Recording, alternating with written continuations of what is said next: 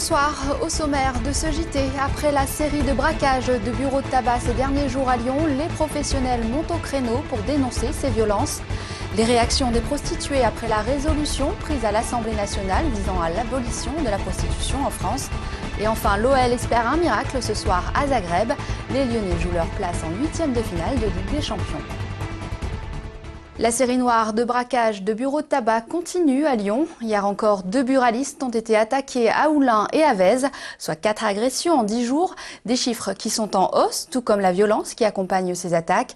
Une situation que dénoncent aujourd'hui les professionnels. Les explications de Benoît d'Autriche. La scène se passe hier soir. Le buraliste de ce bar tabac de la Grande Rue d'Oullins transporte la recette de sa journée quand il est agressé par un homme armé et cagoulé. Il s'enfuit, mais l'homme le poursuit, tire à 2 reprises, le rattrape et le frappe au visage. Il est 22 h, tout cela s'est déroulé au milieu des passants. Aujourd'hui, dans la Grande Rue, on ne parle que de ça. C'est pas rassurant, ça fait peur. Quand on sort de son magasin, on n'est pas serein, quoi. Coup de feu, apparemment, il y en a eu, donc non, c'est vraiment... On n'est pas en sécurité du tout, quoi. C'est le 3e braquage d'un bureau de tabac en moins de 2 semaines dans l'agglomération. À Bron, le 25 novembre, un buraliste avait même été gravement blessé par balle. Pour les syndicats, c'est clair, la seule solution aujourd'hui, c'est d'éviter d'avoir à encaisser autant d'argent liquide. Les agresseurs rentrent dans les établissements parce que c'est de l'argent facile. J'estime que l'État doit prendre ses responsabilités et doit nous donner la possibilité d'encaisser des cartes bancaires à un taux zéro. Autre interrogation, l'efficacité de la police. À Oullins, le braqueur a pu prendre la fuite et même si un plan anti-hold-up est activé jusqu'à la mi-janvier, certains syndicats dénoncent une faille dans le système. Selon eux, si le nombre de braquages augmente, c'est parce que la police n'a plus les moyens de l'empêcher. Aujourd'hui, on n'agit que lorsque le braquage a lieu, qu'il faudrait remettre en place un système d'une police de renseignement pour éviter que ça se produise. Aujourd'hui, malheureusement, cette police-là a disparu. À Oullins comme ailleurs, les buralistes demandent donc plus de protection et les policiers plus de moyens. De passage à Lyon la semaine dernière, le ministre de l'Intérieur, Claude Guéant, avait lui affirmé que le gouvernement réfléchissait à l'installation de caméras de vidéosurveillance. L'entreprise Tarvel sous le feu des critiques. Depuis une semaine, les pompiers tentent en vain d'éteindre l'incendie qui couve toujours sur la plateforme de compostage. Selon la mairie, l'entreprise n'était pas autorisée à traiter autant de déchets. D'épaisses fumées continuent de s'échapper de l'entrepôt où des milliers de mètres cubes de copeaux de bois se consument. Sur un site qui est en parfaite exploité, en parfaite illégalité au regard de la réglementation des installations classées. Nous avons un plan de protection de l'atmosphère signé par le préfet du Rhône et qui interdit à tout à chacun de faire un petit feu dans son jardin. Et quand il brûle 52 000 mètres cubes comme aujourd'hui derrière nous, le préfet dit qu'il n'y a aucun risque. Donc, conclusion, il va quand même y avoir un petit problème quelque part. Le plus vieux métier du monde serait-il en voie de disparition? Une résolution pour l'abolition de la prostitution a été votée hier à l'Assemblée nationale. Elle prévoit entre autres la pénalisation des clients. Une étape donc vers un éventuel projet de loi. Une annonce qui n'enchante pas les prostituées lyonnaises. Jasmine Sorgue. Ce n'est pas une loi qui supprimera des pratiques ancestrales ni le gagne-pain des travailleuses du sexe. Du côté des filles de joie, la réaction est nette et sans appel, outrées par le rapport parlementaire et la politique de répression qui les vise. Pour beaucoup, selon leur porte-parole, elles sont libres et en ont fait le choix. Sur les personnes interrogées, on a interrogé un minimum de prostituées, alors que c'est quand même elles qui sont concernées. Faites des rapports corrects, des chiffres corrects, et voilà, après, discuter avec ces femmes qui représentent justement la prostitution. Moi, je trouve ça aberrant, quoi. Je veux dire, on va aller encore de plus en plus dans la difficulté. Moi, je voudrais que ça soit reconnu comme un métier, qu'on puisse avoir des droits, droit à la sécurité sociale, comme un métier normal. Pénaliser le client, en d'autres termes faire rentrer les clients et les prostituées dans la clandestinité. Pour les associations, c'est d'augmenter leur précarisation et détruire le lien social. Ce que ça pourra provoquer, c'est une plus grande difficulté à rentrer en contact avec elles pour mener des actions de prévention et des actions d'accompagnement. On sait que les lois qui pénalisent les pratiques sexuelles ont une influence catastrophique en matière de lutte contre le sida. On ne peut plus travailler sur la prévention quand les comportements sexuels sont interdits, puisqu'on bloque tout dialogue et on bloque tout espace de parole autour de ça. La solution qu'elle prône, stopper toute pénalisation et modifier la réglementation sur le proxénétisme qui interdit toute solidarité entre prostituées. L'idée, pouvoir monter des maisons autogérées. Le tunnel de Fourvière fête ses 40 ans, ses embouteillages aussi.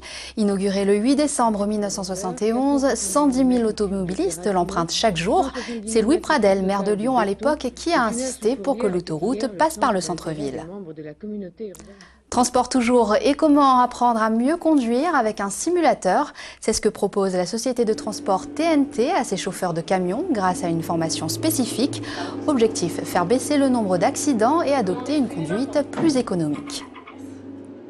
On a réussi à réduire la probabilité d'accident corporel pour les collaborateurs par 3 en 10 ans. On note aussi par exemple une baisse de la fréquence des accidents de 30% pour les chauffeurs-livreurs en fait depuis 3 ans.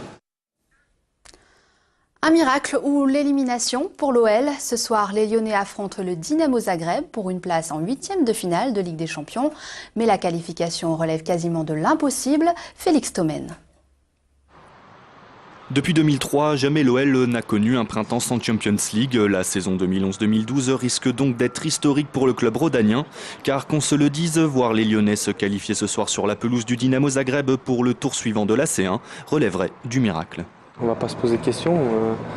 On sait qu'on doit l'emporter largement et que dans le même temps, l'Ajax doit perdre avec pas mal de buts. La chance pour l'OL d'avoir son destin en main a disparu un soir de match nul à Gerland il y a 2 semaines face à l'Ajax d'Amsterdam.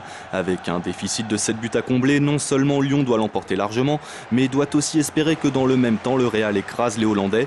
Une mission quasi impossible donc lorsque l'on sait que les Lyonnais n'ont inscrit que 2 buts dans la compétition.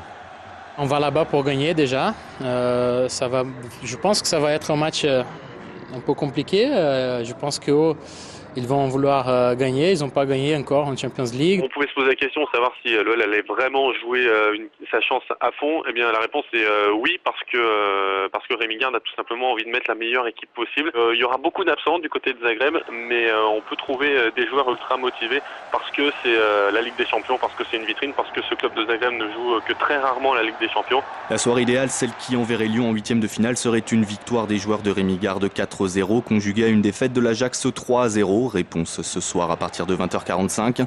Après le scénario incroyable d'hier entre Dortmund et Marseille, et en cette veille de fête des Lumières qui rend hommage à la Vierge Marie, c'est peut-être le moment idéal pour croire au miracle. Et puis basket et la victoire sans appel de l'Asvel hier soir face aux Belges d'Ostende, 83-65. Les Villeurbanais alignent donc leur 3e succès en 4 journées de recoupe. L'après Tony Parker semble donc réussir à la Green Team qui se rendra en Espagne la semaine prochaine. Chouf ou chouf, c'est la rencontre du théâtre et du cirque. Ça se passe en ce moment au Célestin. Sur la scène, des groupes d'acrobates venus du Maroc et un duo de comiques suisses. Résultat, des scènes de vie qui s'enchaînent sur un rythme effréné avec en toile de fond la ville de Tanger. À découvrir jusqu'au 31 décembre. De 3 à 6 mètres de haut, les 5 chars traditionnels japonais ne risquent pas de passer inaperçus pendant la fête des Lumières. C'est la première fois que les 60 artistes chargés du portage vont défiler dans un pays étranger. Les derniers assemblages ont eu lieu ce matin. 70 Japonais ont fait des percussions avec des bâtons et donc vont déambuler dans la ville, notamment les Ketson, au milieu des autres installations du festival. Il y a beaucoup de lumière sur les chars, on trouve que ça se marie très bien avec la fête des Lumières de Lyon. On est vraiment très fiers de participer à ce festival. Et puis édition spéciale Fête des Lumières demain à 22h sur notre antenne. C'est la fin de ce JT. Belle soirée sur TLM.